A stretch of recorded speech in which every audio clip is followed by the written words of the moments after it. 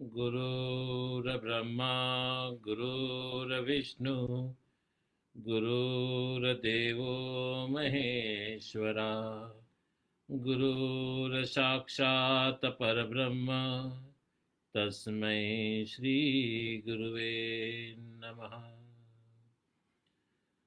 सरस वचन तो सरस्वती ने पूजूं गुरु ना पाए, गुण माणिक ना गावता सेवक ने सुख थाय। मणिभद्र ने पामियो सुरते रुए उषाम, रोग दुख दूर हरे प्रणमो शीश नमः। सरस्वती माता तुम पाए लागू, देव गुरु तणी आज्ञा मांगू। जे बगरे आप बेस जो आय वाणी कर जो सवाय, आगो पाछो जो अक्षर थाय माफ कर जो दोष जो थाय। कविजन आगण मारी श्रीमती दोष टाल जो माता सरस्वती। अखंड मंडलाकार सचेत अचेत निराकार और आकार स्वरूप स्वामी सच्चिदानंद जी एवं सिद्धाश्रम के समस्त योगी, समस्त मातृशक्ति एवं समस्त देव शक्तियों को मेरा कोटि कोटि वंदन। कल माँ भगवती के बारे में, राजराजेश्वरी त्रिपुर सुंदरी के बारे में उस गुड़ रहस्य को उजागर कर रहे थे।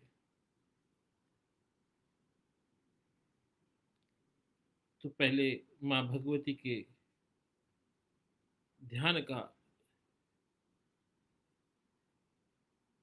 उस भगवती माँ राजराजेश्वरी त्रिपुर सुंदरी का ध्यान करें कि सुंदरारुण विग्रहं त्रिनयनं माणिक्यमौलि स्फुरतं तारानायकशेखरम् स्मितमुखीमापि नवक्षोरुहं पाणिमाभ्यालं पूर्णरतचषकं रक्तोत्पलं बिभ्रन्ति सौम्यारतघटस्थरक्तचरणां ध्याये पराम्बिकाम्। भगवती श्री राजराजेश्वरी जो सुंदरारुण विग्रह है, 3 नेत्रों वाली है, माणिक्य का मुकुट माथे पर शोभायमान है, जो तारों के माफिक चमक रहा है। स्मित मुख से सब भक्तों को देख रही है और उसके चरण कमल रक्त चरणाम ध्यायते पराम्बिका। ऐसे रक्त के जो आलता लगे हुए पैर के अंदर शुभायमान है, जिसके अंदर तीनों लोकों के अनंत ब्रह्मांड जिसके अंदर समाया हुए, ऐसी पराम्बिका को मैं नमस्कार करता हूँ।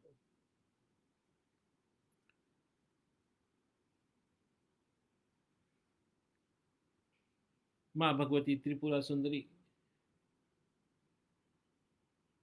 कल बहुत से मेरे को प्रश्न आए, माँ भगवती का स्थान कहाँ है, उसकी अर्चना कैसे करें, श्री विद्या का पूजन कैसे करें, श्री यंत्र कहाँ से प्राप्त होगा। अनेकों ऐसे प्रश्न मुझे कल प्राप्त हुए।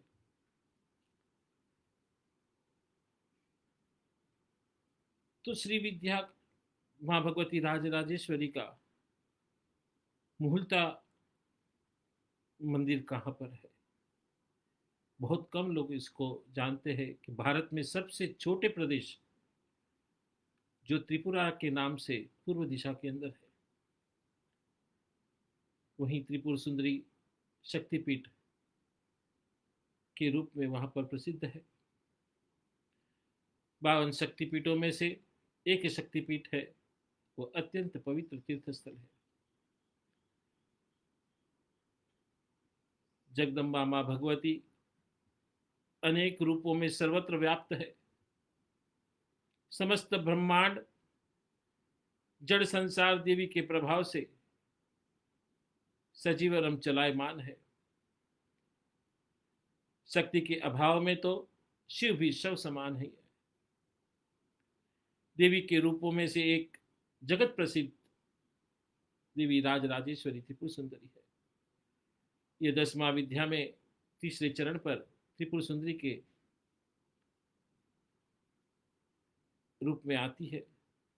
तीनों लोकों में सर्वाधिक सुंदर व सभी कर्मों को शीघ्र फल देने वाली कहलाती है माँ त्रिपुर सुंदरी। 16 कलाओं में युक्त माँ 16 वर्ष की कन्या के समान हजारों सूर्य का तेज समाहित अपने में, जिसका तेज मनुष्य तो क्या देवता भी उस तेज को देख नहीं सकते। ऐसे हजारों सूर्य का तेज अपने अंदर समाये हुए, मगर अपने भक्तों के ऊपर असीम कृपा करने वाली, मनोवांछित को पूर्ण करने वाली, धर्म अर्थ काम और मोक्ष ये तीनों पदार्थ को देने वाली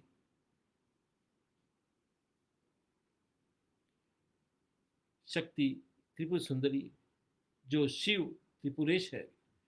त्रिपुर सुंदरी के अपने भैरव है। शास्त्र के अंदर 2 वर्ण है। 2 पद्धति से माने जाते हैं कि त्रिपुर सुंदरी के भैरव के रूप में त्रिपुरेश नाम के भैरव है। जैसे मंत्र मोदधि और मार्कंडेय पुराण के अंदर उमानाथ भैरव नाम के भैरव की स्थापना की गई है।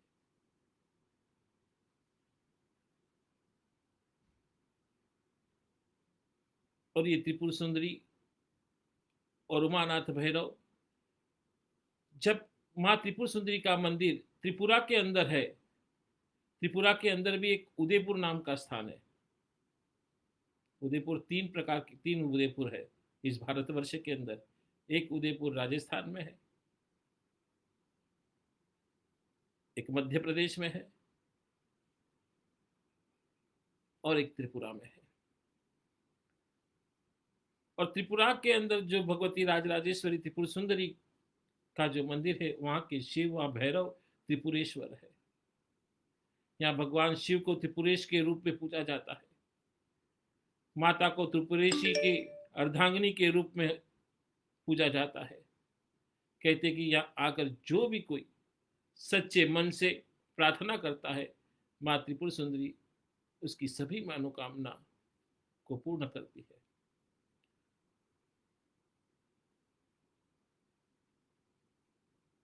इस 52 शक्तिपीठ में एक कथा आपको बताता हूं। त्रिपुर सुंदरी जो 52 शक्तिपीठ है, आपने ये कथा तो मैंने पहले आपको सुनाई थी कि 52 शक्तिपीठ का निर्माण कहां से हुआ।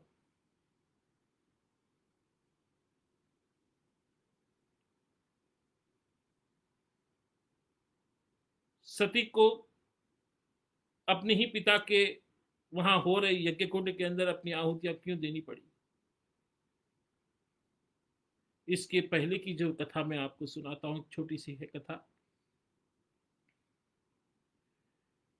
एक बार कामदेव और सारे देवता मिलकर भगवान शिव के ऊपर आक्रमण करते हैं, मगर शिव की शक्ति को वो पहचान नहीं पाते और अंत में वो उसको हार खानी पड़ती है सारे देवताओं को। सारे देवता अपने अपने गंतव्य स्थान को पहुंच जाते हैं, पर कामदेव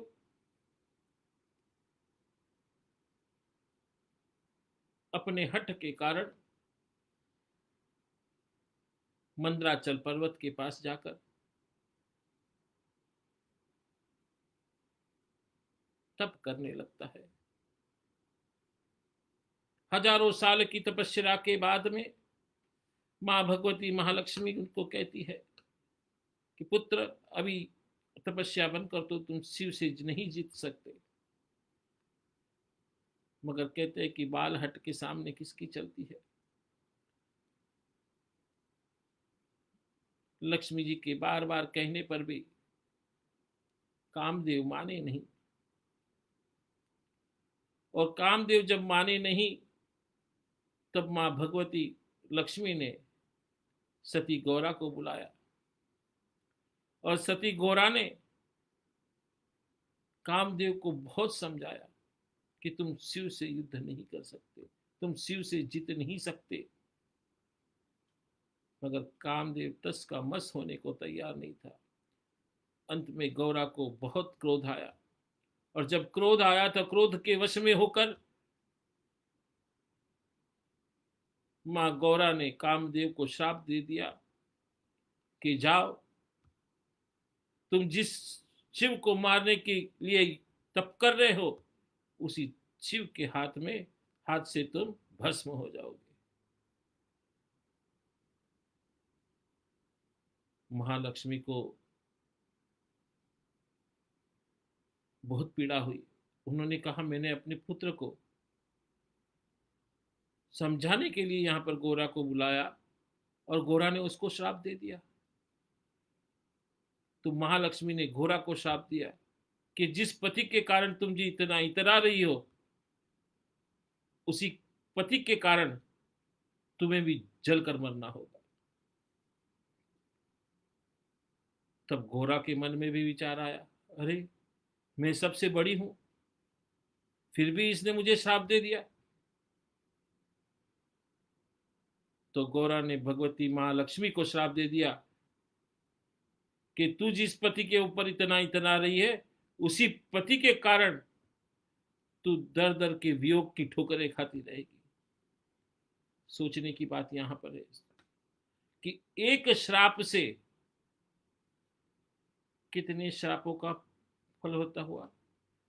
गौरा ने कामदेव को दिया, लक्ष्मी ने गौरा को दिया, गौरा ने वापिस लक्ष्मी को दिया, और लक्ष्मी के श्राप से गौरा अपने पिता के यज्ञ के अंदर अपनी आहुति दे दी, और गौरा की श्राप के कारण राधा और सीता को पति वियोग में दर दर भटकना पड़ा।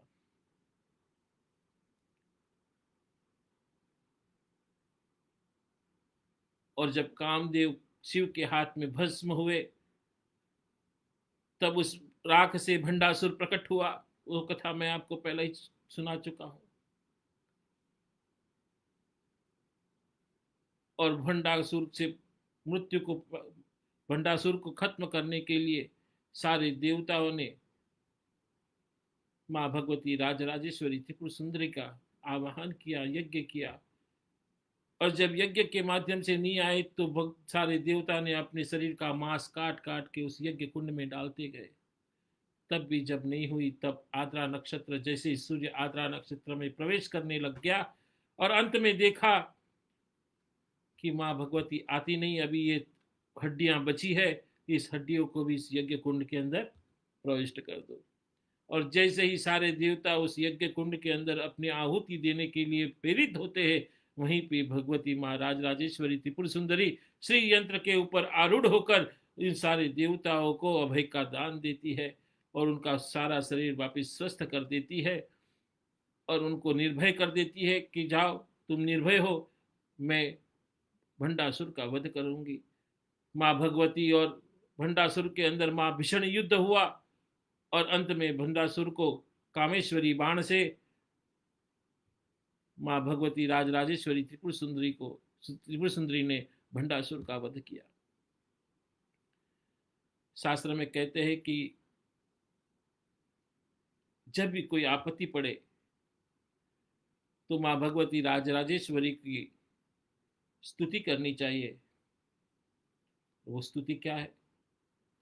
ऊर्ध्व पातु महादेवी महात्रिपुर सुंदरी, अर्धस्था पातु देवीशी पातालवासिनी, आदरेवागभवं पातु कामराजस्था हृदयं, डामरा पातु मां नित्यं मस्तके सर्वकामदा, ब्रह्मनंदे सर्वगाते छिंद्र स्थाने च सर्वदा, महाविद्या भगवती पातु मां परमेश्वरी, ऐं ह्रीं ललाटं मां पातु क्लीं क्लूं सचच्च नेत्रयो, नाशयाते कर्णस्थायो ध्रां ध्रौं ध्रां चुंबके तथा, सोम पातु गले हृदये ह्रीं नाभिदेशके, क्लीं ह्रीं क्लीं स्त्रीं गुह्यदेशं च पादयोस्तो, सही मां पातु पातु सर्कणं पातु सनिध्यो, जले स्थले तथा काशे दुर्गम राज ग्रहे तथा।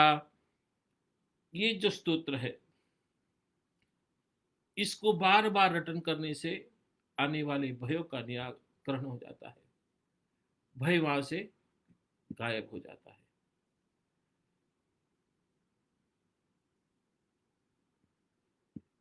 और जब भय गायब हो जाता है तो मनुष्य निस्तब्ध होके अपने मन के अंदर आनंद में रहता है। मगर मनुष्य के अंदर छल की भावना, प्रपंच की भावना, कपट की भावना जब पड़ी रहती है, और ऐसे शैतान जब अंदर घर करते हैं, किसी की निंदा करना, किसी के साथ कपट करना, छल करना, किसी का खून कर देना, मर्डर कर देना, अपने बड़े बुजुर्गों के बारे में बुरा बोलना, गुरुजनों के बारे में बुरा बोलना,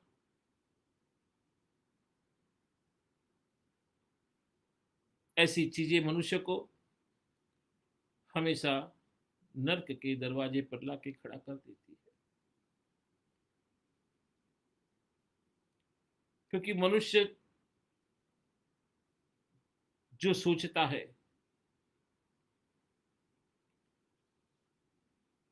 वो कर सकता है, मगर कब? जब मस्तक शांत हो, अपने दिमाग को शांति से उसके मनन करे, चिंतन करे।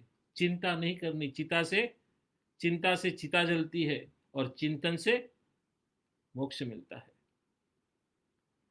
दोनों में फर्क है। एक छोटी सी कथा आपको इस पे सुनाता हूं मैं, कि एक गधा, गधा ही बोलूंगा मैं, कि एक गधा पेड़ से बंधा हुआ था। एक शैतान आया और उस गधे को खोल दिया। गधा मस्त होकर खेत की ओर भागा और निकला और खड़ी फसल को खराब करने लगा।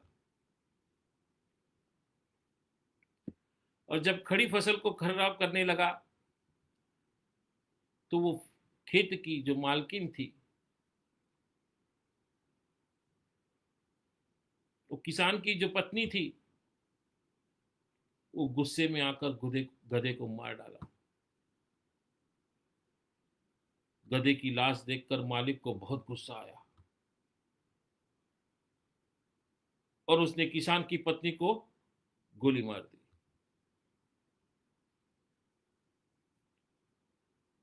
किसान की पत्नी की मौत से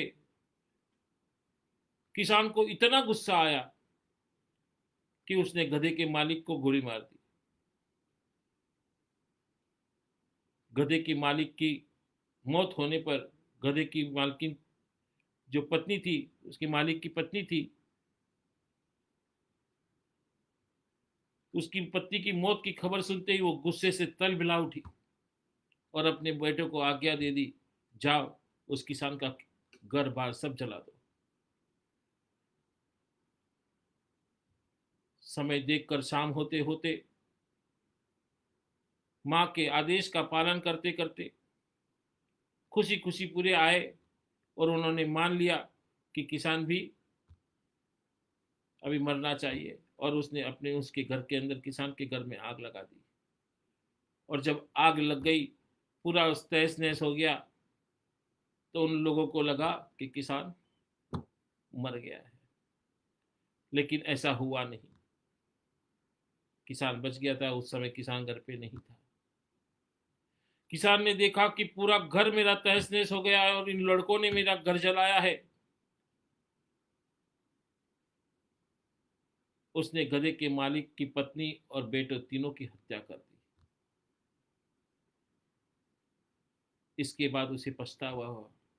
ओहो। उसने शैतान से पूछा कि यह सब नहीं होना चाहिए था, ऐसा क्यों हुआ? शैतान ने कहा, मैंने कुछ नहीं किया, मैंने सिर्फ गधे को खोला था, लेकिन तुम सब ने ऐसा रिएक्ट किया कि ओवर रिएक्ट किया और अपने अंदर के शैतान को बाहर आने दिया।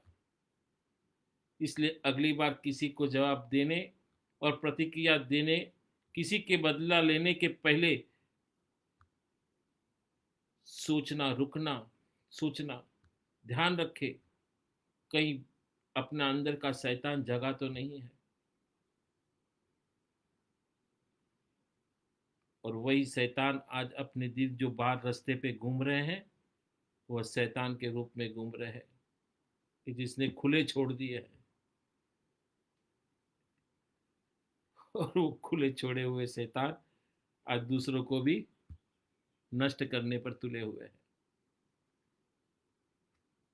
तो अपने अंदर का अहंकार को त्यागो, अपने अंदर की भावना को खत्म करो, पॉजिटिविटी लाओ अंदर, अपने अंदर पॉजिटिविटी।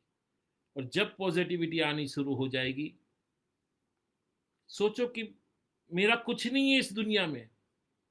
मैं जब पैदा हुआ तभी भी निवस्त्र था और जाऊंगा तभी भी निवस्त्र होके ही जाऊंगा। दुनिया में आए तभी तुम्हारे पास कुछ नहीं था, जाओगे तभी भी कुछ नहीं था होगा। न तुम्हारा यहाँ पे कोई है न होने वाला है। ये जितने भी रिश्ते हैं ये सारे भ्रम के रिश्ते हैं।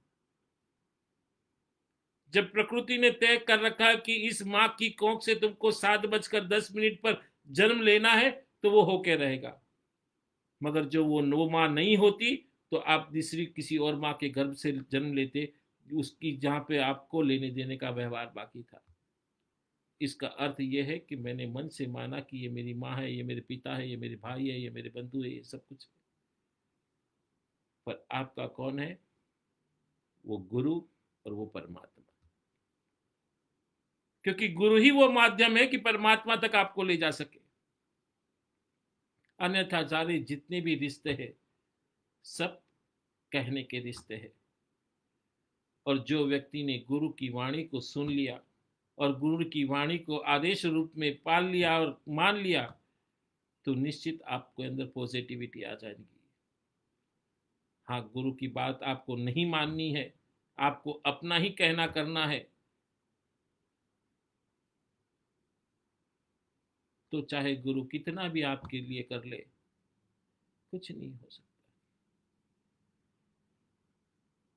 इसलिए कहते हैं कि भगवान का वरदान उसी को फल होता है जो अपने गुरुओं को, अपने परमात्मा को याद करता है या उसकी बातों का अनुसरण करता है। और जो भगवान की बात का अनुसरण नहीं करता, अपने गुरु का अनुसरण नहीं करता, तो भगवान भी उसके लिए क्या कर लेगा? जो अपने लिए नहीं कर सकता वो दूसरों के लिए क्या करेगा? इसलिए पहले अपने आत्मा की शुद्धि के लिए पॉजिटिविटी लानी जरूरी है।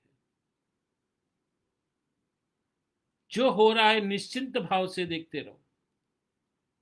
आपको आपका कर्म करना है, गुरु ने बताए हुए मार्ग पर चलना है। गुरु ने बताई हुई इस भक्ति को करना है, गुरु ने बताई हुई साधना को करना है, जिससे आपके पुनंता जन्मों के कर्म को काटते हुए अंत में आपको सिद्धियां प्राप्त होते हुए आप मोक्ष की तरफ प्रयाण करें। या तो सिद्धाश्रम में जाए।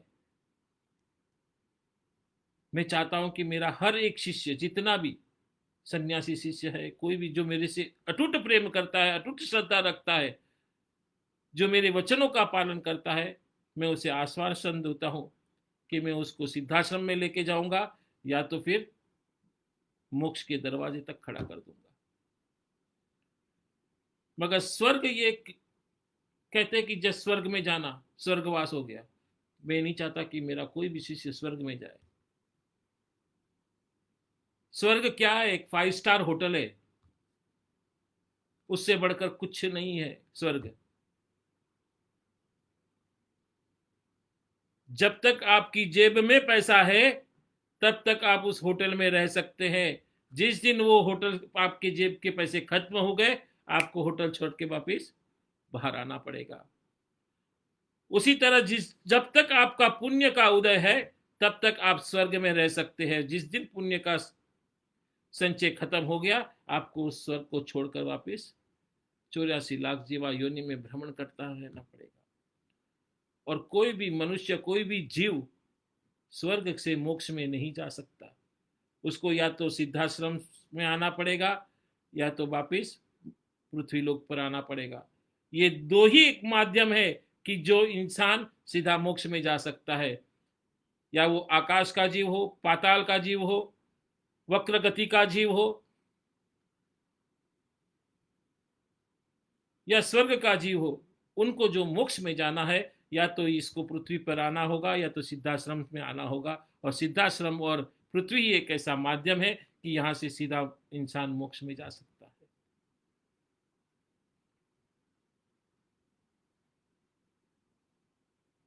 तो उस वाणी को समझे। और आज ये श्री यंत्र की मैं पूजा करवा रहा हूं। आद्रा नक्षत्र है, नवरात्रि, गुप्त नवरात्रि का दिन है। और गुप्त नवरात्रि के अंदर श्री यंत्र का पूजन करना, श्री यंत्र को श्री यंत्र के मंत्र को, भगवती राजराजेश्वरी त्रिपुर सुंदरी के षोडशीय मंत्र को अपने शरीर पर धारण करना, लाखों जन्म की पुण्य का जब उदय होता है तभी वो प्राप्त होता है। मंत्र आपको किताबों में बहुत मिलेंगे, क्योंकि मैं आज आपको बता रहा हूं कि मैंने आज तक त्रिपुर सुंदरी के जितने भी यज्ञ करवाए,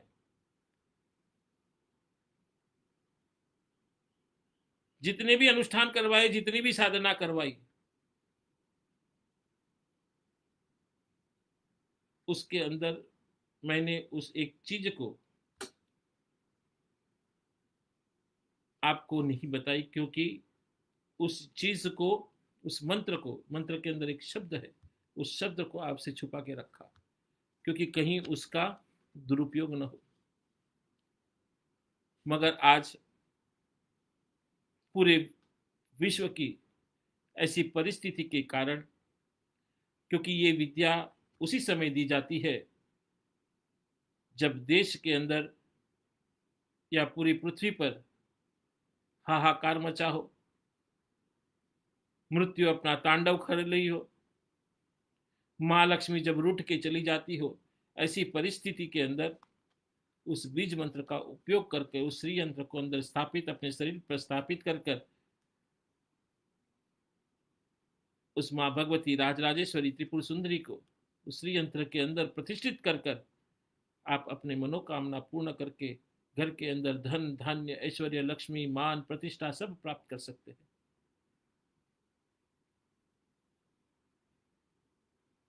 तो जो व्यक्ति उस श्री यंत्र को चाहने वाले हो, कि जिसको लेना है,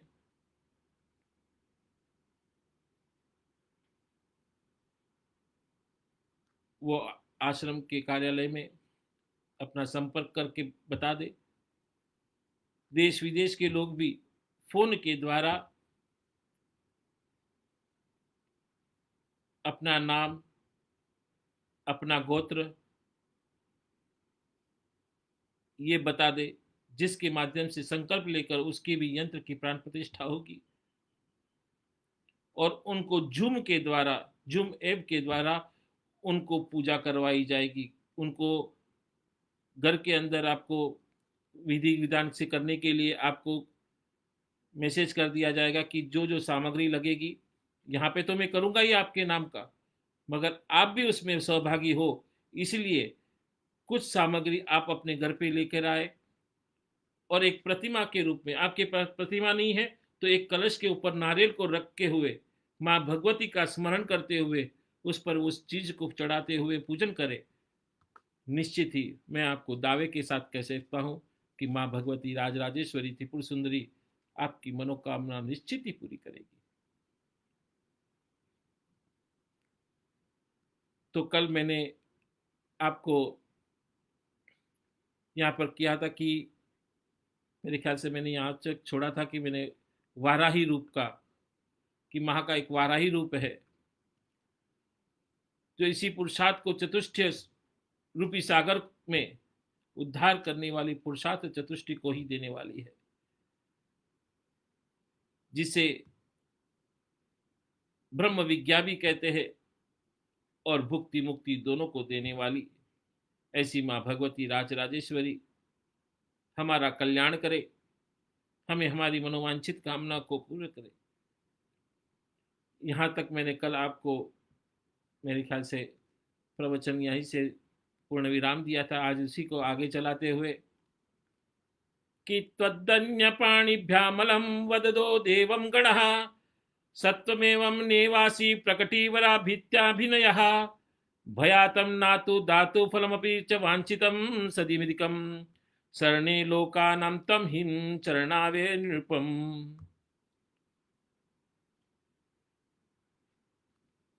क्या कहा गया है इसमें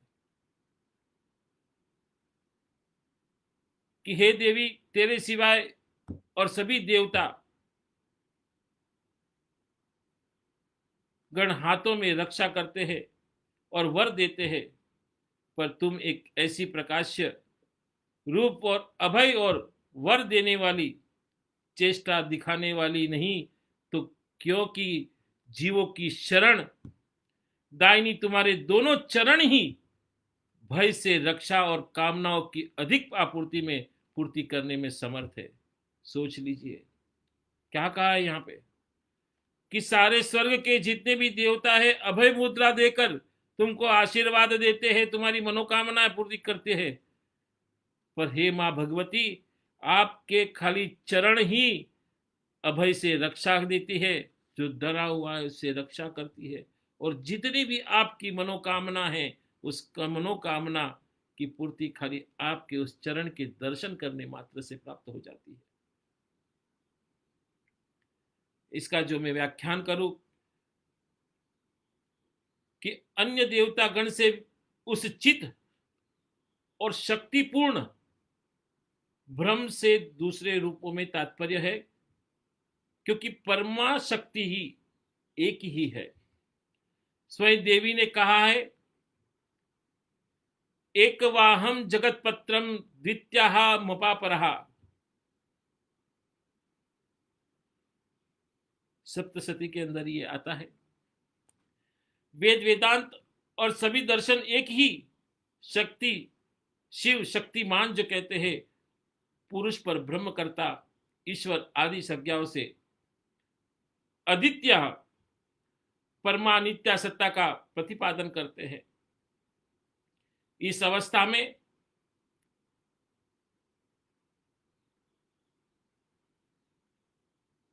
ऐसा दृष्टिकोण होता है कि द्वैत का अधमाधिकारियों से निमित्त मात्र है। तो उक्त वाक्य का भाव है कि सबकी एकमात्र आश्रय तुम और रूपों से अपने हाथों से वर और अभय मुद्रा दिखाती हुई अभिनय अर्थात लीला करती हो। यहां पर कहने का तात्पर्य क्या है कि जितने भी देवता है जो आशीर्वाद देते हैं, और वो आशीर्वाद देने वाला हाथ भी ये आपका लीला रूप ही है।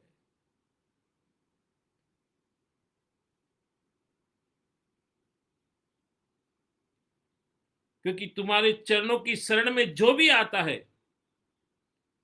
वो मुंह मांगा वर तो पाता ही है, उससे अधिक पाता है, और वो हर प्रकार से सुरक्षित हो जाता है। इस हेतु से वर और अभय मुद्रा दिखाना आपकी खाली लीला मात्र है।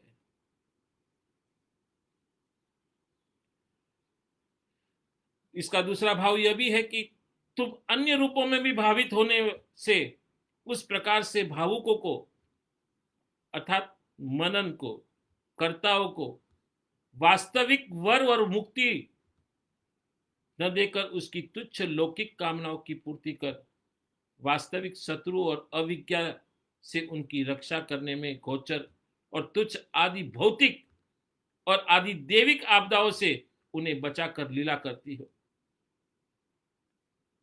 अर्थात उन्हें फुसलाती हो। अपन कैसे कि बच्चे को अपन चॉकलेट ले ले, ये काम कर दे, फुसलाते जैसे छोटे बच्चे के, तो ऐसे देवी माँ भी एक माँ है। वो एक सोचने की बात है कि जो जन्म देने वाली 9 महीने पेट में कुख में रखने वाली माँ जो आपके ऊपर इतनी दयालु और अपार प्रेम करती है कि आपको थोड़ी सी भी चोट लगती है वो तुरंत दौड़ के चली आती है, आपकी हालचाल पूछने लगती है। तो सोचने की बात है कि जो पराशक्ति जगत जननी है, जिसने पूरे जगत को जन्म दिया है, तो उसके पास कितनी करुणा, माया और प्रेम होगा, एक सोचने की बात है। तो ये बच्चों को फुसलाती है, परंतु अपने इस मोक्ष और भोगदायक रूप से उपासों की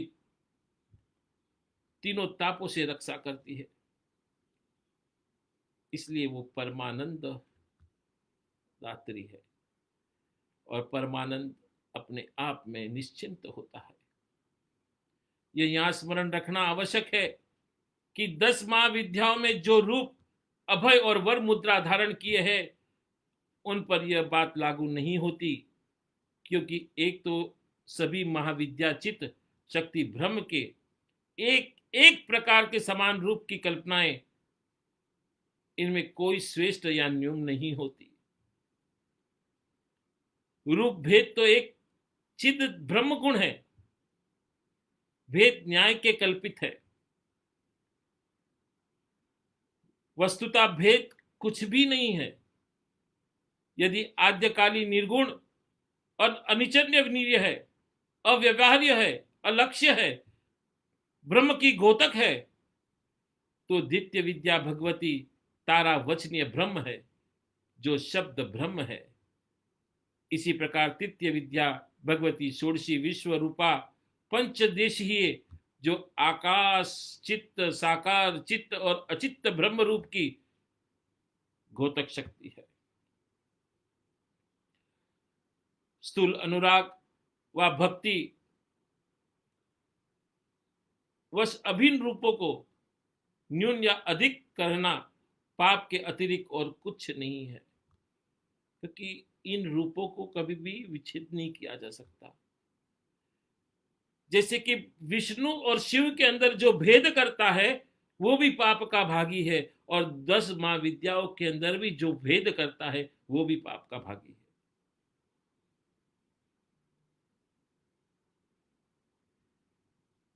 ये महापशुता मूर्खता है। और दूसरे यह तो सभी जानते ही है कि महाविद्या की क्या कथा। ब्रह्मा विष्णु महेश भी गणना देवगण में नहीं है, अर्थात ये तक देवगण से परे है। देवगण का स्थान वस्तुतः अति तुच्छ है। देवराज इंद्र ही महत्ता के ज्ञान से उनके अधीनस्थ देवगण की महत्ता का पता लग जाता है। प्रत्येक जीव एक बार पुण्य बल से इंद्र बनता है और फिर भव चक्र में जन्म लेकर तिर्यंच योनियों में भी जन्म लेता है। तब महाविद्या की श्रेष्ठता सहज ही अनुभव हो जाती है। ये पद बाला के रूप में एम क्लीम सोम मंत्र का धार है, श्री यंत्र का उद्धार है। इसका संक्षेप में यह अर्थ है कि वाक शक्ति वेद और शास्त्र द्वारा प्रतिपादित प्रत्येक आत्मा का ब्रह्म का घोतक है, और काम शक्ति आत्मा का गोचर अखंडकार वृत्ति का घोतक है, और शक्ति बीज मोक्ष साधना का घोतक है। तो तंत्र राज में इसकी व्याख्या बहुत पूर्ण रूप से दी गई है।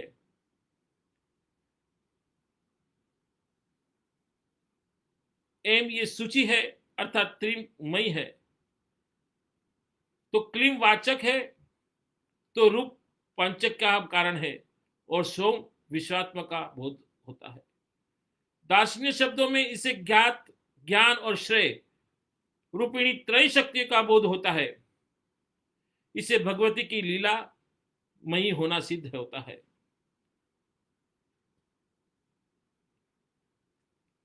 अतः ये तीनों बीज मंत्र अलग अलग साधना की विधि प्रकाशित है। ये गुरुगम्य से जाना जा सकता है कि कौन सी बीज मंत्र को उस स्तोत्र मंत्र के अंदर स्थापित करना है, जिससे मैं उस श्री यंत्र को ज्यादा चैतन्य कर सकूं। मेरा जीवन तो सफल हो मेरी आने वाली पीढ़ियां भी सफल हो। और जिसके घर के अंदर जो इस वर्ष में जो श्री यंत्र की प्रतिष्ठा करवाऊंगा, जो पूजन करवाऊंगा, उसके अंतर जो बीज मंत्र को अर्पित करूंगा, उनके यहाँ जो ये बीज मंत्र वाला यंत्र पड़ा होगा, मैं आपको सही कहता हूं कि जब तक उसके घर के अंदर वो श्री यंत्र पड़ा रहेगा, तब तक उस व्यक्ति को पीछे मुड़ के देखने की कभी आवश्यकता नहीं होगी।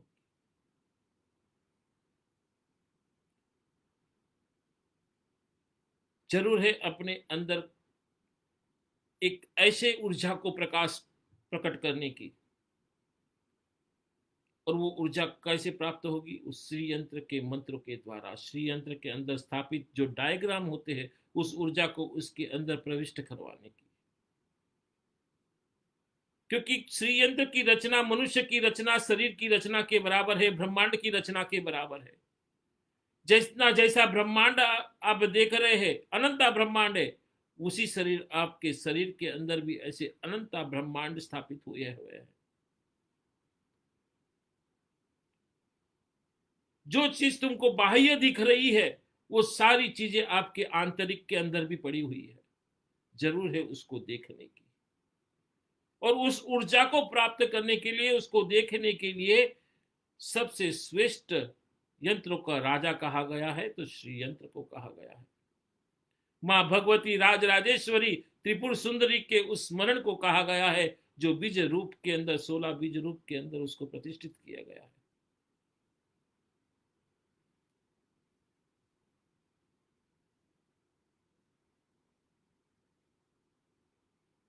नहीं तो आज का मनुष्य सुबह उठता है, अपने नित्य कर्म करके वापिस नाश्ता करता है,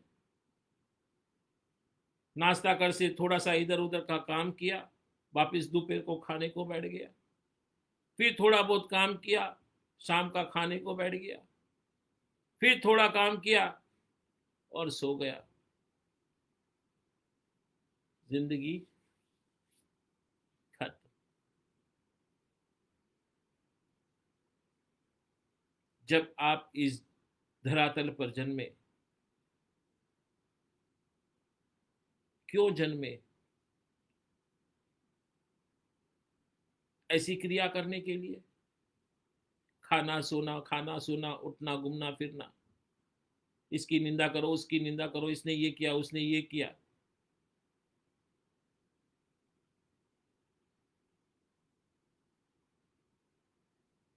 अरे कभी कभी शर्म आती है मुझे आपका गुरु कहने पे। आप गुरु दीक्षा तो ले ली, मगर गुरु मंत्र तक नहीं करते। कहां से उस भगवती के दर्शन आपको प्राप्त हो जाएंगे? कितने सन्यासी ऐसे कि सन्यास का जो मंत्र दिया है, वो सन्यास का मंत्र तक नहीं करते, न 3 टाइम की संध्या करते हैं। कहां से उसको ज्ञान प्रकट हो जाएगा?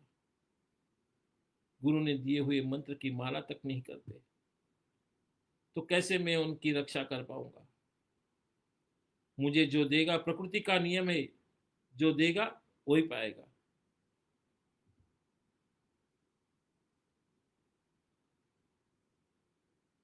जिसने नहीं दिया उसको कुछ नहीं मिलेगा। तो जो कर्म आपने किए उसका फल भी आपको ही मिलेगा। ये तो गुरु की चैतन्यता होती है कि वो उनके कर्म और उनके दुख अपने ऊपर ले लेते हैं। मगर वो दुख और रोग कब लेते हैं उनके? जब उनको पता है कि ये मेरे मंत्र का अनुष्ठान पूरा करता है,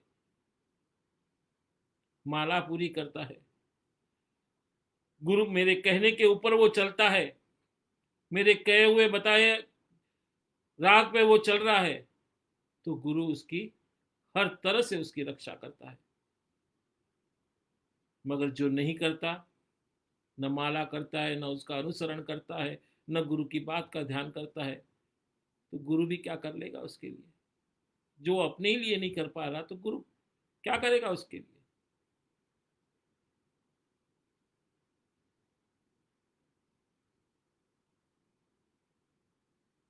इसलिए कह रहा हूं कि अपने उस मन की ऊर्जा को जगाने के लिए, अपने अंदर उस ज्ञान को प्रकट करने के लिए आप माला अनुष्ठान और करें। और ये जो श्री यंत्र में जो आपको यहाँ पे प्रदान करूंगा अभी, जो आद्रा नक्षत्र 22 तारीख से शुरू हो रही और 30 तारीख को खत्म होगी, इसके अंदर सांकल्य की आहुति होगी, आम की आहुति होगी, अंगूर की आहुति होगी, कटहल की आहुति होगी, खीर की आहुति होगी, पंचमेवे की आहुतियां होगी। ऐसी आहुति, अलग अलग प्रकार की आहुति देखकर वो एक ऊर्जा प्राप्त तैयार की जाएगी और वही ऊर्जा के माध्यम उस श्री यंत्र के अंदर स्थापित की जाएगी, जिसे आपको राजद्वार से, प्रजाद्वार से यशो विजय की लाभ प्राप्ति होती है। और जो रोज नित्य उस श्री यंत्र के दर्शन कर कर उसका बीज मंत्र की एक माला करते हैं, तो शास्त्रकारों और वेद और मेरा अनुभव ये कहता है कि वो पूरब का हो, दक्षिण का हो, पश्चिम का हो, या उत्तर का हो, या आकाश का हो, या पाताल का हो, सारे जीव उसके वश में रहते हैं। भले कितने भी दूर चले जाए, एक पूरे 24 घंटे में एक क्षण ऐसा आता है कि वो कभी वो उसको भूल नहीं सकता।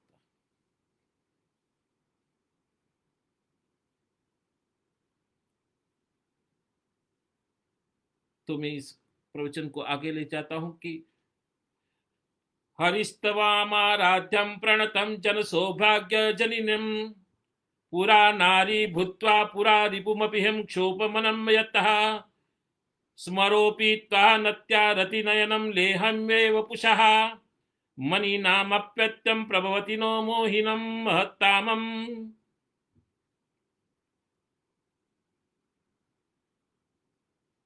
इसका अर्थ यह होता है कि शरणागत को सौभाग्य देने वाली,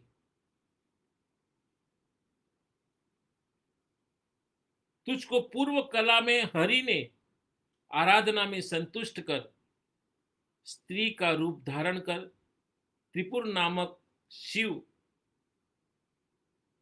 को मोहित कर दिया था, अर्थात कामदेव की तुमको नमस्कार कर रति को भी भुलाने वाला रूप मुनि को मन मोहित कर लेता है। अभी इसकी मैं पूरी व्याख्या करूं इस स्तोत्र की और इसकी रचना की, तो लोक के प्रथम पद में विष्णु द्वारा मोहिनी मूर्ति धारण कर त्रिपुर अर्थात सुल सूक्ष्म और पर अर्थात जागृत, स्वप्न और स्मृति तीनों अवस्था में परे तुर्यावस्था में पहुंच जाने वाले योगीश्वर शिव को भी मोह पास करने में उल्लेख आता है कि इसको मोह पास में भी वो बांध लेती है।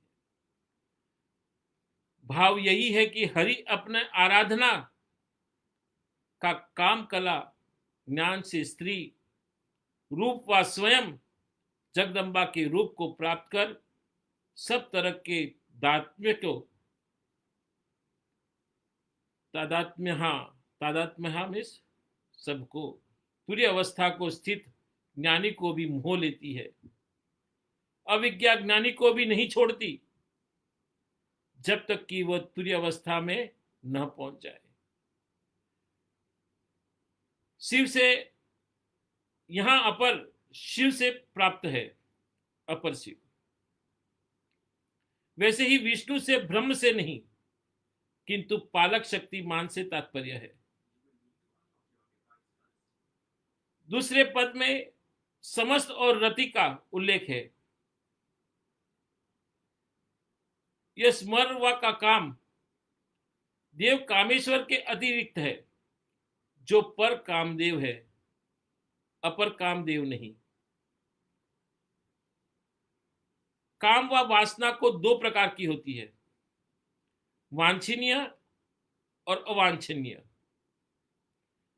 कामेश्वर से शुद्ध वासना से वासना के देने वाले को तात्पर्य है, इसको दूसरे शब्दों में विमर्श शक्ति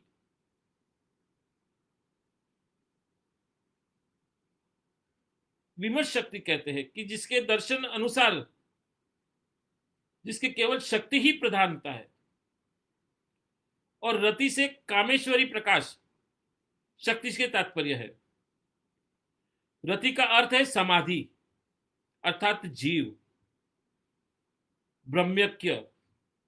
नित्य कामेश्वर का नित्य कामेश्वरी को लुभाने का तात्पर्य है विमर्श से, जिससे रति का समाधि की प्राप्ति होती है। शिव शक्ति अर्थात आत्मा परमात्मा के योग को रति कहते हैं। यही काम कला भावना है और हम और शाह का योग रति है। इस पूरे वाक्य को आप कम से कम 5 बार 10 बार सुनो, आपको समझ आ जाएगी कि कितने गूढ़ रहस्यों को मैंने आपको उजागर किया। क्योंकि मेरी भाषा इसमें थोड़ी क्लिष्ट मैंने जरूर डाली है,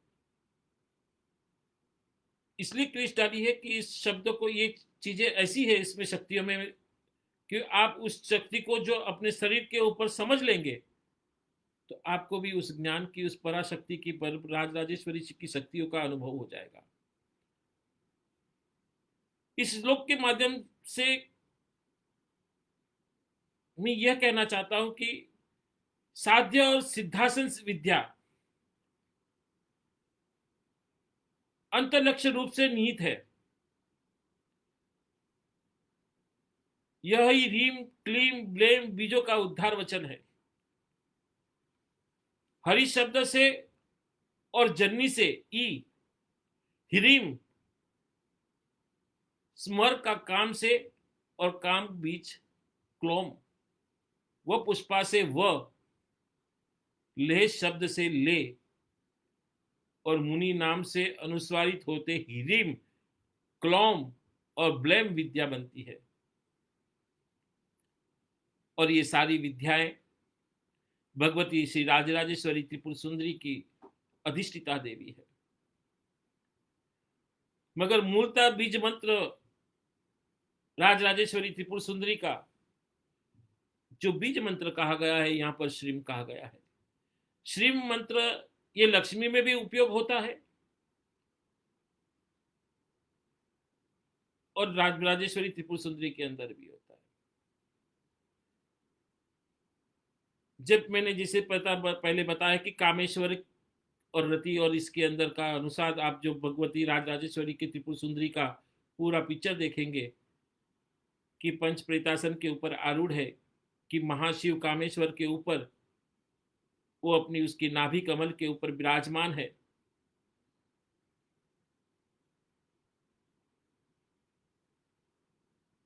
और जब वो 5 नाभि कमल के ऊपर से विराजमान होकर उस सिद्ध आसन के ऊपर विराजती है, तब वो अनंत करोड़ों युग तक समाधि अवस्था में होती है। और ऐसी ही एक बार समाधि अवस्था में होने के कारण सरस्वती और महालक्ष्मी ये दोनों भगवती राजराजेश्वरी त्रिपुर सुंदरी को चामर से हवा दे रही थी। मगर भगवती महालक्ष्मी की त्रिपुर सुंदरी के प्रति ज्यादा आस्था थी, तो उन्होंने एक पैर पर खड़ी होकर भगवती राजराजेश्वरी त्रिपुर सुंदरी को चामर से डोलाती रही। और जब भगवती अपनी ध्यान अवस्था से जब जागी, तब देखा कि भगवती महालक्ष्मी एक पैर पर खड़े होकर मुझे चामर डोला रही थी। तभी राजराजेश्वरी त्रिपुर सुंदरी ने अपना प्रिय जो बीज मंत्र था श्रीम, ये श्रीम मंत्र लक्ष्मी को प्रदान किया। और जिस दिन लक्ष्मी को ये प्रदान किया, तो आप कभी भी देखते होंगे कि हर व्यक्ति के आगे श्री मान लगाया जाता है कि आप लक्ष्मी के पुत्र हो। तो ये श्री की प्रथा वहां से चली, कि मगर मूलतः ये बीज मंत्र भगवती राजराजेश्वरी त्रिपुर सुंदरी का है।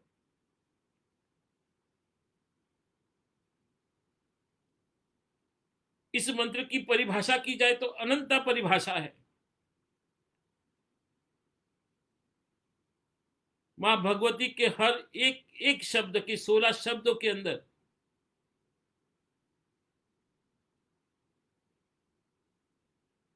अनंता युगों की जिसकी कोई कल्पना भी नहीं कर सकता, इतने गूढ़ रहस्य उसके अंदर भरे पड़े।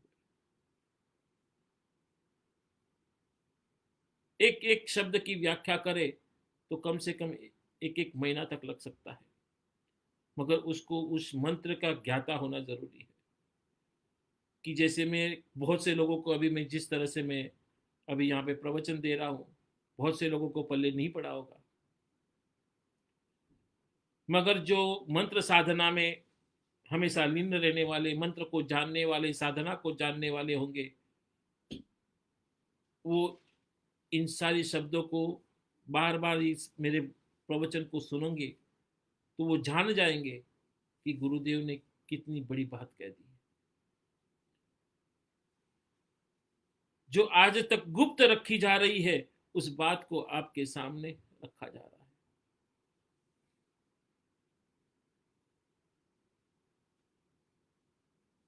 तो कहने का तात्पर्य है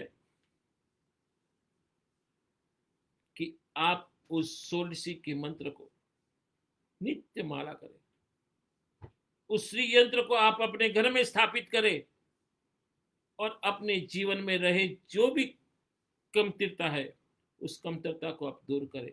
धर्म, अर्थ, काम और मोक्ष, ये चारों पदार्थ प्राप्त करें। क्यों नहीं करें? करना जरूरी है। मैं जब इस महाविद्या की साधना कर कर जब वापिस लौटा, तब मेरे पास में कुछ नहीं था।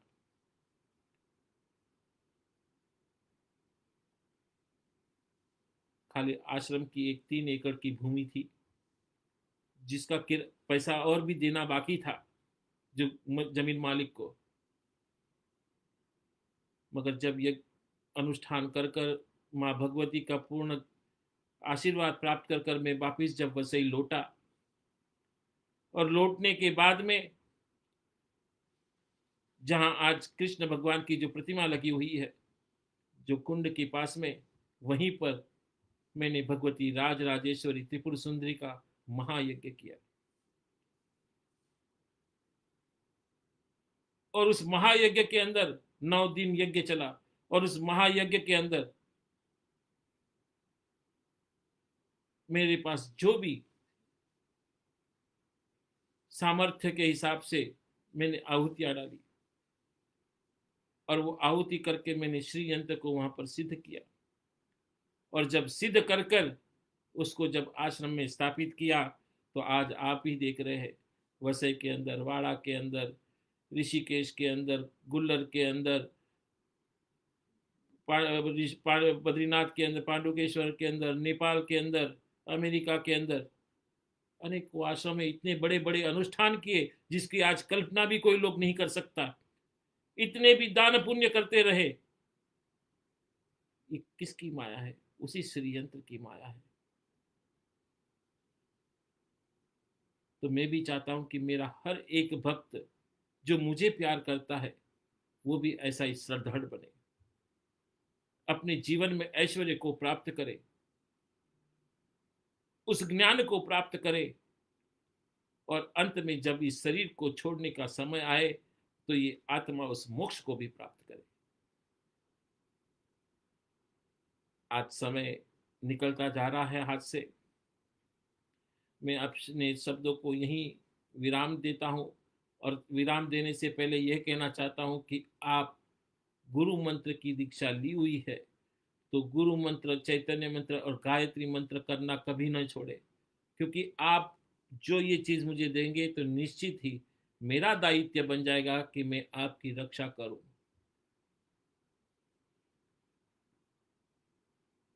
जो आप नहीं दे सकते तो ये अपेक्षा भी मत रखना कि गुरुजी मेरा कुछ कर देंगे। कुछ नहीं कर सकता।